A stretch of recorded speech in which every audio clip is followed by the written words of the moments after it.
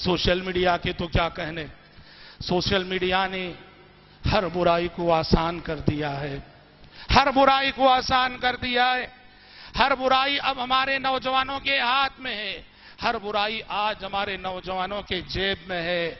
बहुत सारे नौजवान हैं जिनकी रातें कैसे गुजरती हैं, जिनकी रातें कैसे गुजरती हैं। हम में से बहुत से ऐसे हैं, रात में तन्हाई में जब कमरे में होते हैं, हमारी रातें गुनाहों से मामूर हैं। अपने ज़मीर से पूछो, अपने आप से सवाल करो। हमारी रातें गुनाहों से मामूर हैं। कमरे में हम अकेले हैं, हाथ में मोबाइल है, गाने सुने जा रहे हैं, म्यूजिक सुनी जा रही है, गंदी फिल्में देखी जा रही है, लड़कियों से चैटिंग हो रही है। मैं क्या क्या कह सकता हूं, मुझसे बेहतर आप जानते हैं। मेरे नौजवान साथियों, प्यारे नबी सल्लल्लाहु अलैहि वसल्लम की वो हदीस जहन में रखिए।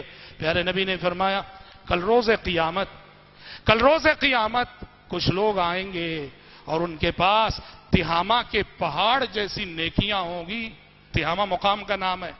आपने कहा तिहामा के पहाड़ों जैसी बड़ी बड़ी नेकियां होंगी, पर अल्लाह रब्बुल आलमीन इनकी इन पहाड़ों जैसी नेकियों को जर्रात की मानिंद उड़ाकर बेकीमत, बेवकत और बेहैसियत कर देगा।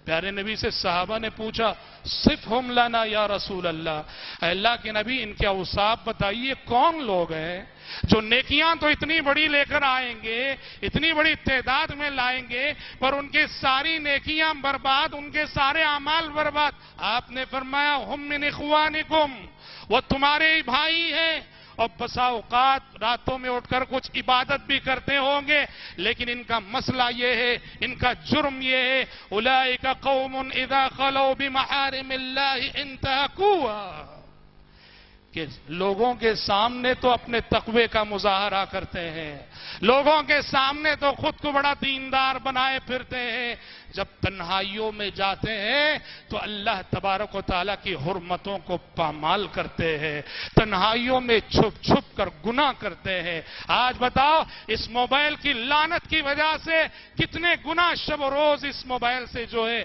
नहीं हो रहे हैं। ये जरूरत है, इसे जरूरत रहने दीजिए, इसको गुनाहों के कमाने का जरिया ना बनाइए।